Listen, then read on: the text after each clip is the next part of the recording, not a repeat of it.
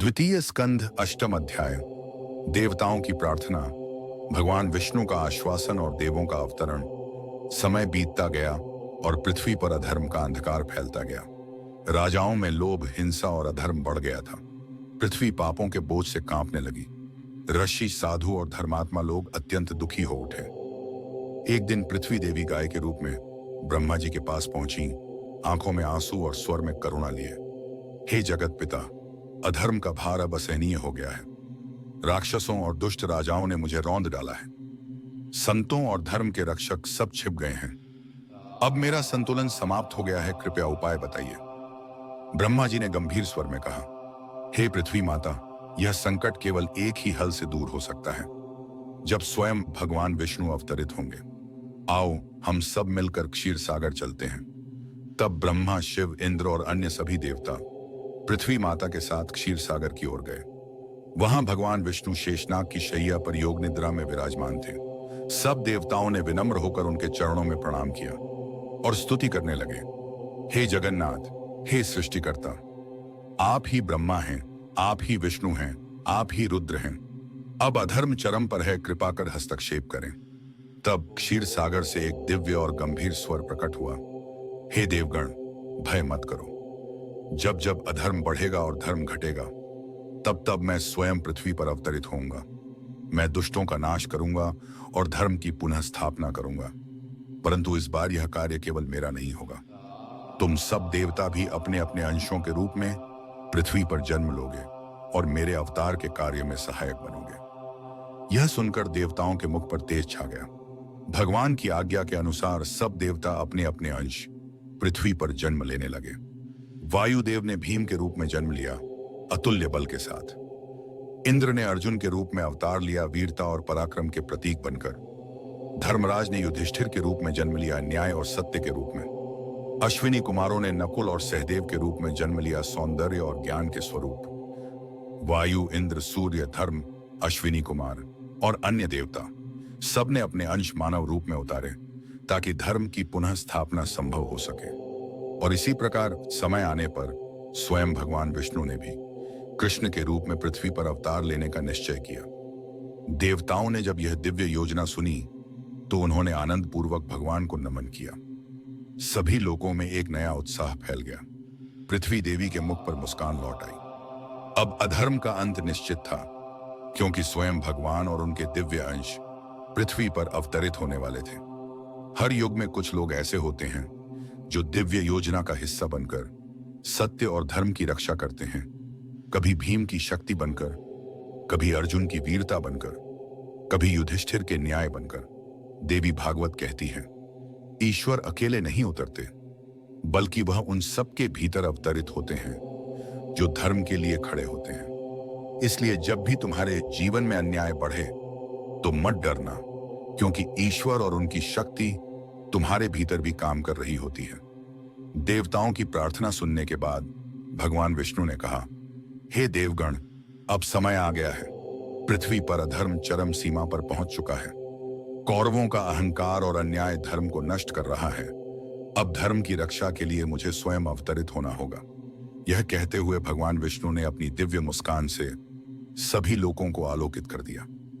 देवताओं के हृदय में आनंद और आशा का प्रकाश फैल गया। फिर भगवान ने कहा, हे ब्रह्मा, हे शिव, हे इंद्र और हे समस्त देवगण, तुम सब भी अपने अपने अंशों को मनुष्य रूप में पृथ्वी पर भेजो। मैं स्वयं यदुवंश में अवतरित होऊंगा, वसुदेव और देवकी के पुत्र के रूप में। तुम सब मेरे अवतार कार्य में सहायक बनोगे। हे लक्ष्मी, तुम भी पृथ्वी पर जन्म लो। तुम मेरे जीवन साथी के रूप में प्रेम, करुणा और भक्ति की ज्योति बनोगी। हे शेषनाग, तुम मेरे अग्रज बनो और मेरे साथ सदा पृथ्वी पर रहो। भगवान के ये वचन सुनकर समस्त देवताओं ने जय विष्णु कहकर नमन किया। सभी देवता अत्यंत हर्षित हुए, क्योंकि उन्हें ज्ञात हो गया था कि अब धर्म की पुनः स्थापना निश्चित है। समय बीता और दिव्य योजना क्रियान्वित होने लगी। देवताओं के अंश क्रमशः मानव रूपों में जन्म लेने लगे। वायुदेव ने भीम के रूप में जन्म लिया। इंद्र ने अर्जुन के रूप में अवतार लिया। धर्मदेव ने युधिष्ठिर के रूप में जन्म लिया। अश्विनी कुमारों ने नकुल और सहदेव के रूप में जन्म लिया। वरुण, सूर्य, अग्नि, यम और अन्य देवता अपने अंशों के रूप में धरती पर आए ताकि धर्म के इस अभियान में भाग ले सकें। इधर यदुवंश में देवकी और वसुदेव का विवाह हुआ। यह वही परिवार था जहां स्वयं भगवान विष्णु का अवतार होना निश्चित था। परंतु जब यह शुभ विवाह हुआ तभी देववाणी आकाश से गूंज उठी, हे कंस, देवकी की 8वीं संतान ही तेरे मृत्यु का कारण बनेगी। यह सुनते ही कंस के हृदय में भय और क्रोध भर गया। उसने देवकी और वसुदेव को बंदी बना लिया और उनके हर संतान को जन्म के साथ ही मार डालने लगा। पर यह सब भी दैवी योजना का ही भाग था, क्योंकि भगवान की लीला ऐसी थी कि अधर्म स्वयं अपने अंत की भूमिका लिख रहा था। स्वर्गलोक में तब सभी देवता एकत्र हुए। इंद्र, वरुण, अग्नि, यम, चंद्र, सूर्य और ब्रह्मा तक सभी ने एक स्वर में प्रार्थना की, हे प्रभु, अब देर न करें, पृथ्वी पर अत्याचार असहनीय हो गया है। तब भगवान विष्णु बोले, समय निकट है। जब देवकी की 8वीं संतान जन्म लेगी तब मैं स्वयं कृष्ण के रूप में अवतरित होऊंगा और मेरे साथ तुम सब भी अपने अपने रूप में इस धरती पर धर्म की रक्षा करोगे।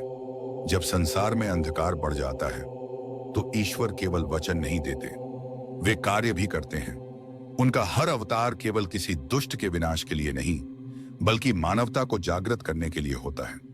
देवी भागवत हमें सिखाती है कि हर अवतार, चाहे वह कृष्ण हो, राम हो या कोई और, मानव को यह याद दिलाने आता है कि धर्म ही जीवन का मूल है और सत्य कभी पराजित नहीं होता।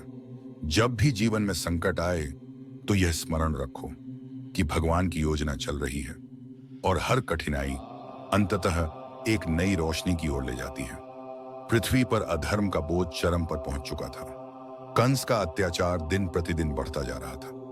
देवकी और वसुदेव बंदीगृह में कष्ट सह रहे थे।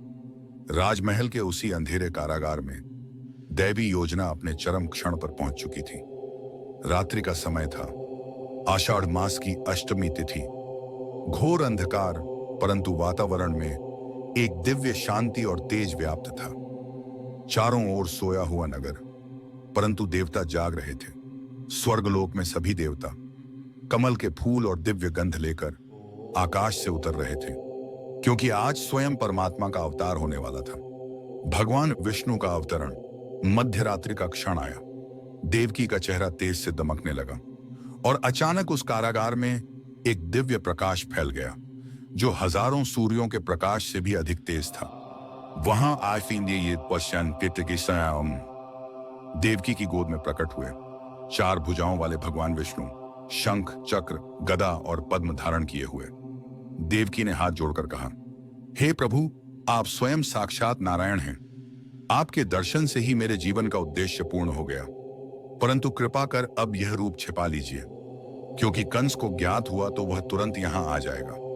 भगवान विष्णु ने मधुर मुस्कान से कहा, हे देवकी, भय मत करो। मैं अब मानव बालक के रूप में प्रकट होऊंगा ताकि मेरी लीला को कोई पहचान न सके। मेरे पिता वसुदेव मुझे यमुना जी के पार गोकुल में नंद बाबा के घर ले जाएंगे, जहां मैं कृष्ण के रूप में पलूंगा। इतना कहकर भगवान का तेज धीरे धीरे घटा और वे एक सुंदर शिशु के रूप में परिवर्तित हो गए। नन्हे श्री कृष्ण, जिनके नयन कमल समान और मुस्कान में सृष्टि का सौंदर्य समाया था। उसी क्षण कारागार के द्वार स्वतः खुल गए। सैनिक सो गए और पहरेदारों की आंखों पर माया का जाल छा गया। वसुदेव ने शिशु कृष्ण को अपनी टोक में रखा और यमुना तट की ओर चल पड़े। आकाश में बिजली चमक रही थी, परंतु हर बूंद वसुदेव को न छूती थी, मानो स्वयं प्रकृति भगवान के मार्ग को साफ कर रही थी। यमुना जी का जल उफन रहा था, पर जैसे ही वसुदेव उसमें उतरे, पानी घुटनों तक झुक गया और शेष नाग ने अपना फन फैलाकर वसुदेव और बालक कृष्ण की रक्षा की। वसुदेव ने नंद बाबा के घर जाकर बालक कृष्ण को रख दिया और वहां की कन्या योग माया को लेकर लौट आए। सुबह होते ही कंस को खबर मिली कि देवकी की 8वीं संतान का जन्म हो चुका है। वह दौड़कर कारागार पहुंचा और उस बालिका को पकड़ लिया, पर जैसे ही उसने उसे उठाया, वह कन्या उसके हाथ से छूटकर आकाश में चली गई और दिव्य रूप में बोली, हे कंस, जिस बालक से तेरा अंत निश्चित है वह पहले ही जन्म ले चुका है। तू चाहे जितना प्रयास कर, उसका नाश नहीं कर सकेगा। कंस भय और क्रोध से कांप उठा, परंतु अब देर हो चुकी थी, क्योंकि श्री कृष्ण अवतरित हो चुके थे और संसार में धर्म की पुनः स्थापना का आरंभ हो चुका था। यह केवल जन्म कथा नहीं, बल्कि दैवी सत्य का उद्घोष है कि जब अधर्म बढ़ता है तो परमात्मा स्वयं बालक बनकर भी धर्म की रक्षा के लिए उतर आते हैं। देवी भागवत हमें सिखाती है कि भगवान का देखकर जन्म किसी स्थान या शरीर में नहीं होता, वह तो हर हृदय में तब होता है जब वहां भक्ति, प्रेम और विश्वास का प्रकाश जलता है। कृष्ण का जन्म केवल मथुरा की कारागार में नहीं हुआ, वह आज भी हर उस हृदय में होता है जहां सत्य, प्रेम और धर्म का वास होता है। गोकुल में एक नई भोर हुई। नंद बाबा के आंगन में नन्हे कृष्ण की मधुर किलकारियां गूंज उठी। पूरा व्रज आनंद में डूब गया। नंद और यशोदा के घर जैसे स्वयं लक्ष्मी का आगमन हुआ हो। हर ओर उत्सव, संगीत और हर्षोल्लास का वातावरण था। सभी गोप और गोपियां फूलों की माला लेकर आए। घरों में दीप जलाए गए और नंद बाबा ने उदारता से दान दिया, क्योंकि उनके घर नंदलाल आए थे, जो युगों युगों से प्रतीक्षित थे। उधर कंस को जब यह समाचार मिला कि देवकी की संतान जीवित है और कहीं छिपी है, तो वह भय और क्रोध से भर गया। उसने अपने दूतों को भेजा, जो भी नवजात बालक मिले उसे मार डालो। तभी उसने अपनी एक भयानक दासी पूतना को भेजा, जो राक्षसी थी और अपने स्तनों पर विष लगाकर बालकों को मार डालती थी। वह सुंदर स्त्री का रूप धरकर गोकुल पहुंची और नंद बाबा के घर में प्रवेश किया। उसने देखा वहां शिशु कृष्ण पालने में मुस्कुराते हुए लेटे हैं। उसका हृदय मोह में पड़ गया। पूतना ने विष भरे स्तन से कृष्ण को दूध पिलाना चाहा, परंतु भगवान की यह लीला थी। नन्हे कृष्ण ने मुस्कुराते हुए न केवल दूध पिया, बल्कि पूतना का प्राण भी उसी क्षण हर लिया। वह विशाल रूप धारण करके गिर पड़ी और पूरा गोकुल उसकी गर्जना से कांप गया। पर कृष्ण बालक की तरह हंसते रहे, मानो कुछ हुआ ही ना हो। सभी गोप गोपियां विस्मय में भर गए और यशोदा ने बालक को गले लगाकर रो पड़ी। उन्हें क्या पता था कि वही बालक सृष्टि के पालनहार स्वयं विष्णु है। कुछ समय बाद कंस ने एक और राक्षस भेजा, तृणावर्त, जो आंधी का रूप लेकर आया था। एक दिन जब कृष्ण यशोदा की गोद में खेल रहे थे, तभी आकाश में काला तूफान उठा। तृणावर्त ने तेज हवा के झोंकों से कृष्ण को उठाकर आकाश में ले लिया, परंतु जैसे ही वह ऊपर पहुंचा, कृष्ण ने अपना भार बढ़ाना शुरू किया। वह इतना भारी हो गया कि तृणावर्त उसका वजन सह न सका और गिरकर भूमि पर मर गया। गोकुल के लोग स्तब्ध रह गए। यह बालक कोई साधारण नहीं। सभी ने उसकी रक्षा के लिए भगवान को धन्यवाद दिया। दिन बीतने लगे। कृष्ण और बलराम अब थोड़ा बड़े हो गए। वे बछड़ों के साथ खेलने जाते, गोपियों के घड़े फोड़कर माखन चुराते और अपनी हंसी से सारे व्रज को मोहित करते। यशोदा कभी उन्हें डांटती, कभी प्यार से गले लगाती, पर जब भी वह उन्हें बांधना चाहती, रस्सी हमेशा 2 अंगुल छोटी रह जाती, क्योंकि उन्हें बांधना असंभव था। वे तो असीम ब्रह्म थे, थे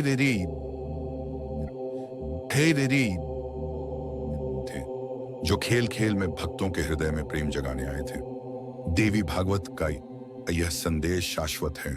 भक्ति का मार्ग बालक कृष्ण की सरलता से शुरू होता है और ब्रह्म ज्ञान तक पहुंच जाता है। गोकुल की गलियों में हर ओर आनंद था। नंद बाबा के आंगन से हंसी और बांसुरी की ध्वनि गूंजती थी। श्री कृष्ण और बलराम अब थोड़े बड़े हो गए थे। उनकी चपलता, उनकी मुस्कान और उनकी लीलाओं से पूरा व्रजमंडल आनंदमय हो उठा था। परंतु इस सुखद वातावरण पर धीरे धीरे भय की छाया पड़ने लगी, क्योंकि कंस अब भी चैन से नहीं बैठा था।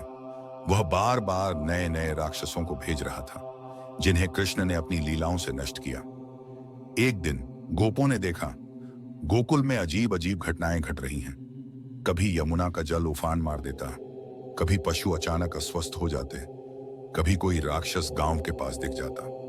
नंद बाबा चिंतित हो उठे। उन्होंने अपने मित्र गोपों को बुलाया और कहा, भाइयों, यहां अब रहना सुरक्षित नहीं। चलो हम सभी अपने परिवारों और पशुओं के साथ वृंदावन चलें। वहां हरे भरे वन हैं, यमुना का तट है और भगवान की कृपा भी। सभी गोपों ने सहमति दी। ढोल बजने लगे, बैलगाड़ियां सज गईं और पूरा व्रत चल पड़ा, गीत गाते हुए, आनंद मनाते हुए वृंदावन की ओर। जब वे वृंदावन पहुंचे तो वह स्थान मानो स्वर्ग जैसा था। चारों ओर हरे भरे वृक्ष, मोरों की कूक, यमुना का कलकल प्रवाह और मंद सुगंध से भरी हवा। यमुना तट पर नया जीवन शुरू हुआ। गोप, गायें, ईल, बालक सब प्रसन्न थे। श्री कृष्ण और बलराम प्रतिदिन बछड़ों को चराने निकलते, बांसुरी बजाते और गोप बालकों के संग खेलते हुए वृंदावन की गलियों में आनंद फैलाते। एक दिन गोप बालक खेलते खेलते यमुना तट पर पहुंच गए। वहां का जल काला और विषैला था, क्योंकि कालिया नामक भयंकर नाग उसमें निवास करता था। जब बालक गलती से उस जल में गए तो विषैले धुएं से बेहोश हो गए। कृष्ण ने यह देखा और बिना एक क्षण गंवाए स्वयं यमुना में कूद पड़े। सभी गोप, शोशाबिक, यशोदा और नंद बाबा भयभीत हो उठे, परंतु यह तो लीला का आरंभ था। कृष्ण ने उस विशाल नाग के ऊपर चढ़कर अपनी दोनों पगों से उसका मस्तक दबा दिया। नाग फुफकारता रहा, पर अंततः उसने श्री कृष्ण के चरणों में समर्पण कर दिया। कृष्ण ने उसे क्षमा दी और कहा, अब तू इस जल को छोड़कर समुद्र जा। यह भूमि अब पवित्र हो गई है। यमुना का जल निर्मल हो गया और गोकुल वृंदावन ने पुनः राहत की सांस ली। धीरे धीरे वृंदावन में कृष्ण की कीर्ति फैलने लगी। गोपियां उनके प्रेम में डूबने लगीं, पर यह प्रेम सांसारिक नहीं था, यह आध्यात्मिक भक्ति का प्रतीक था। वे कहती, कृष्ण, जब तुम बांसुरी बजाते हो तो हमारे हृदय धड़क उठते हैं। तुम्हारा रूप तो स्वयं आनंद का सागर है। कृष्ण मुस्कुराते और बांसुरी बजाते, मानो जगत को स्मरण कराते हो। प्रेम ही मेरा धर्म है, भक्ति ही मेरा मार्ग। जब जीवन में संकट, भय या अंधकार बढ़ जाए तो स्थान बदलने की नहीं, मन बदलने की आवश्यकता होती है। जैसे नंद बाबा ने गोकुल छोड़कर वृंदावन का रुख किया, वैसे ही हमें भी अपने मन को भय के क्षेत्र से उठाकर भक्ति के क्षेत्र में ले जाना चाहिए। कालिया नाग हमारे भीतर का अहंकार और विष है। जब कृष्ण रूपी प्रेम हमारे भीतर उतरता है तो वही अहंकार नष्ट होकर भक्ति में बदल जाता है। देवी भागवत का यह अध्याय सिखाता है, जहां कृष्ण का वास है वहां भय नहीं, जहां प्रेम है वहां परमात्मा स्वयं बसता है। वृंदावन में शरद ऋतु का मनमोहक समय था। यमुना के तट पर ठंडी हवाएं बह रही थीं।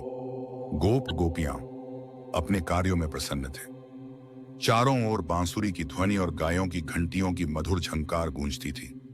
पर उसी समय नंद बाबा ने घोषणा की, ग्रामवासियों, अब इंद्रदेव की पूजा का समय आ गया है।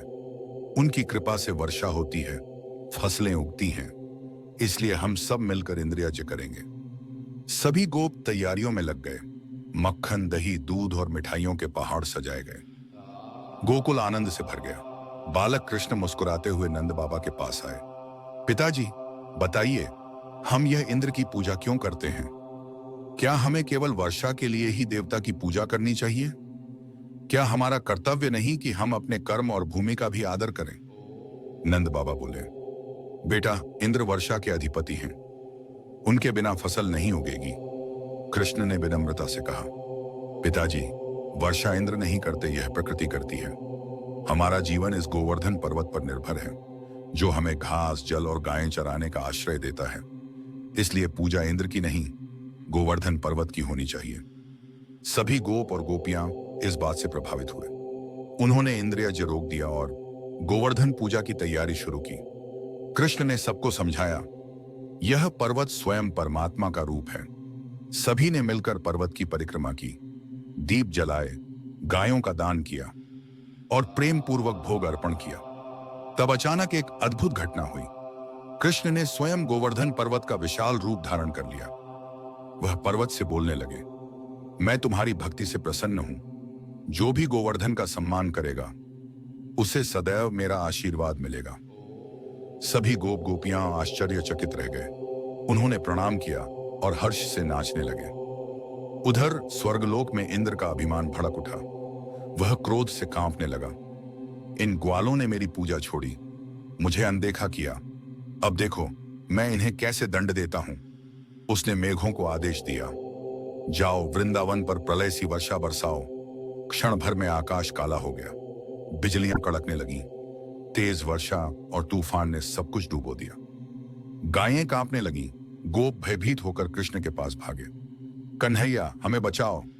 कृष्ण मुस्कुराए और बोले, डरो मत वृंदावन वासियों, मैं तुम्हारी रक्षा करूंगा। फिर उन्होंने अपने बाएं हाथ की छोटी उंगली से पूरा गोवर्धन पर्वत उठा लिया, मानो खिलौना उठा लिया हो।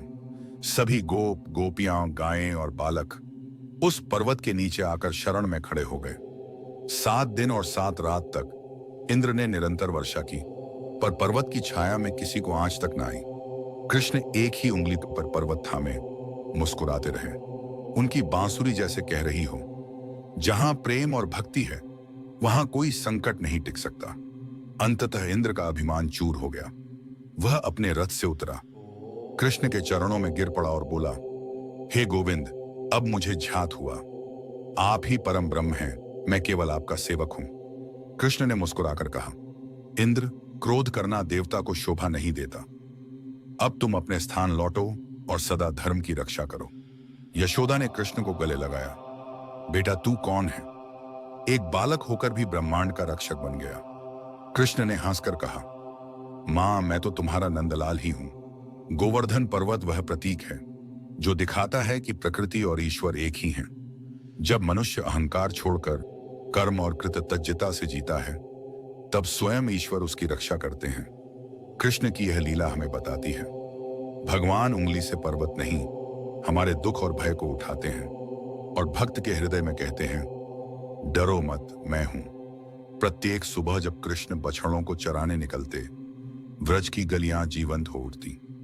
गोप बालक हंसी ठिठोली करते और गोपियां अपनी खिड़कियों से झांककर उस अलौकिक रूप को निहारती, जिसे देखकर स्वयं ब्रह्म भी मोहित हो जाए। धीरे धीरे यह प्रेम सांसारिक नहीं रहा, बल्कि भक्ति का गहन सागर बन गया। गोपियों के हृदय में अब कोई चाह न रही, न वैभव की, न संसार की, केवल एक ही कामना शेष थी, कृष्ण के चरणों में समर्पण।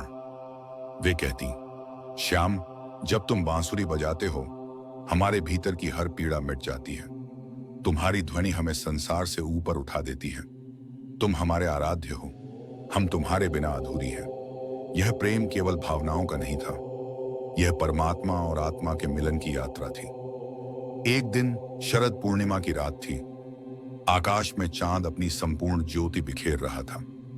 यमुना के तट पर शीतल हवा बह रही थी और वृंदावन में एक दिव्य सुगंध फैल गई थी। उसी समय कृष्ण ने अपनी बांसुरी उठाई और उसकी मधुर धुन पूरे ब्रज में गूंज उठी। वह स्वर साधारण नहीं था, वह भक्ति का आह्वान था। गोपियां अपने अपने घरों के कार्य छोड़कर मोहित होकर उस ध्वनि की ओर दौड़ी। उनकी आंखों में न आंसू थे, न भय, केवल प्रेम की दीवानगी थी। वे सब यमुना तक पहुंची और बोली, प्रभु, आपने बुलाया, हम आ गई। अब हमें कहीं और न भेजिए, हमारा जीवन केवल आपके लिए है। कृष्ण मुस्कुराए, गोपियों, तुम्हारा प्रेम पवित्र है। यह संसार को सिखाएगा कि ईश्वर को पाने का मार्ग प्रेम है, कर्म नहीं। आज मैं तुम्हारे संग नृत्य करूंगा, पर यह नृत्य शरीर का नहीं, आत्मा का होगा। और तब प्रारंभ हुई रासलीला, जो सृष्टि का सबसे महान रहस्य है। कृष्ण ने एक ही क्षण में अपना रूप अनेक कर लिया। हर गोपी को लगा, कृष्ण मेरे साथ हैं। वह नृत्य था, पर उसमें कोई शब्द नहीं था। वह प्रेम था, पर उसमें कोई स्वार्थ नहीं था। वह भक्ति थी, जिसमें आत्मा और परमात्मा का मिलन हो गया। चांद की रोशनी में वृंदावन का वह दृश्य स्वयं देवताओं के लिए भी दुर्लभ था। आकाश से फूलों की वर्षा होने लगी। देवगण गाते रहे, जय गोविंद, जय माधव, जय प्रेम स्वरूप। प्रभात होते ही रास समाप्त हुई। गोपियां ध्यान मग्न थी, जैसे समाधि में हों। कृष्ण ने कहा, तुम्हारा यह प्रेम केवल तुम्हारे लिए नहीं, यह संसार के लिए उदाहरण बनेगा। जिस प्रकार तुमने अहंकार छोड़कर पूर्ण समर्पण किया है, वैसे ही हर जीव यदि भक्ति को अपनाए तो मोक्ष पा सकता है। गोपियां नतमस्तक होकर बोली, प्रभु, अब हमारा जीवन धन्य हुआ। यह अध्याय केवल रासलीला की कथा नहीं, बल्कि भक्ति के परम रहस्य का प्रतीक है। रास का अर्थ है रस, जो आत्मा और परमात्मा के मिलन का आनंद है। जब भक्त अपने भीतर के मैं को छोड़ देता है, तो वही रास प्रारंभ होता है। गोपियों का प्रेम हमें सिखाता है कि ईश्वर तक पहुंचने के लिए पुस्तकों, तर्कों या यज्ञों की नहीं, केवल निर्मल हृदय और सच्चे प्रेम की आवश्यकता है। कृष्ण कहते हैं, जब हृदय में प्रेम होता है तो मैं स्वयं वहां प्रकट हो जाता हूं।